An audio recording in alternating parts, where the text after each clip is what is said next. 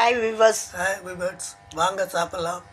இன்னைக்கு என்ன பார்க்குறவங்க அனைவரும் அவசியம் சப்ஸ்கிரைப் பண்ணி பாருங்கள். கனிகா, என்னம்மா சமையல் இன்னைக்கு?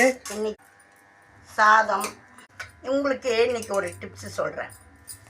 சாதம் இதெல்லாம் இப்படி செய்தா இப்படி பெருகிடுமா அப்படின்லாம் கேட்காதீங்க. நான் சின்ன வயசுலேருந்து நான் கடைப்பிடிக்கிற ஒரு விஷயம். நம்ம இப்போ சாப்பாடு வடிக்கிறோம், வடித்து நிமித்தி வைக்கிறோம். பரிமாறும்போது முதல்ல அப்போ நம்ம என்ன பண்ணணும், ஒரு 2 பருக்கை எடுத்து இப்படி கண்ணில் ஊற்றிக்கின்னு சமைக்கிற நாம் சாப்பிட்றணும். இது என்னன்னா, இது அன்னபூரணிக்கு செய்கிற மரியாதை.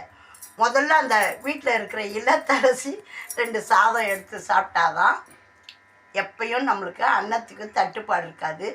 மற்றவங்க எப்படி சாப்பிட்டு எப்படி இருக்குமோ அதெல்லாம் நம்மளுக்கு தெரியாது. நாம் சாப்பிட்டோம்னா நம்ம வீட்டில் நல்ல சுபிட்சமாக இருக்கும். இது உங்களுக்கு ஒரு டிப்ஸு.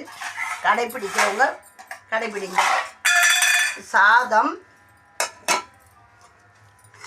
கத்திரிக்காய் தொக்கு, நல்ல வெங்காயத்தை நைஸாக சாப்ஸ் பண்ணி போட்டிருக்கேன். இந்த சாப்பரில் போட்டிருக்கேன் பாருங்கள்.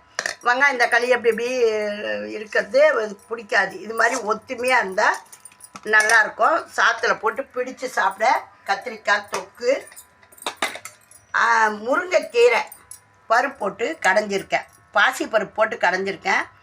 இது எப்படி பச்சுன்னு இருக்குது பாருங்கள்.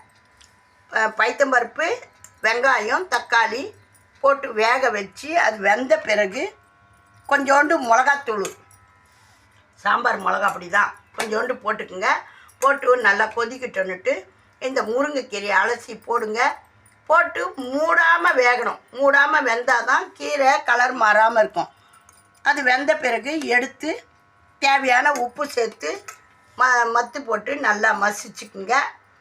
மசிக்க முடியாத மத்து சட்டிலாம் இல்லைன்றவங்க சும்மா மிக்சியில் போட்டு ஒரு பல்ஸு சும்மா அப்படி ஓடினா போகிறோம். கீரை ரொம்ப மசிஞ்சிடக்கூடாது. நல்லா குறன்னு இருந்தால் தான் டேஸ்ட்டாக இருக்கும். உப்பு போட்டு திட்டமாக கடைஞ்சிக்கின்னு எண்ணெய், கடுகு, காஞ்ச மிளகா 1 கிள்ளி போட்டு 2 வெங்காயம், இப்படி வெங்காயம் 2 எடுத்து வச்சுருந்து தாளித்து கொட்டி இறக்குங்க. உளுத்தம்பருப்பு வடை, வெங்காயம், புளி ரசம், கெட்டி தயிர். தயிரில் இருக்கிற முன்னீர் இதுதான் நம்ம உடம்புக்கு நல்லது. தயிரில் நம்ம துவச்சி வச்ச உடனே மேலே ஒரு நீர் நிற்கும். அதெல்லாம் எடுத்து கீழே ஊற்றக்கூடாது. அது முன்னீர்னு சொல்லிட்டு அது ரொம்ப உடம்புக்கு நல்லது. இன்றைக்கி இவ்வளோதான் சமையல். வாங்க சாப்பிட்லாம். லைக் பண்ணுங்கள், ஷேர் பண்ணுங்கள், சப்ஸ்கிரைப் அவசியம் பண்ணுங்கள்.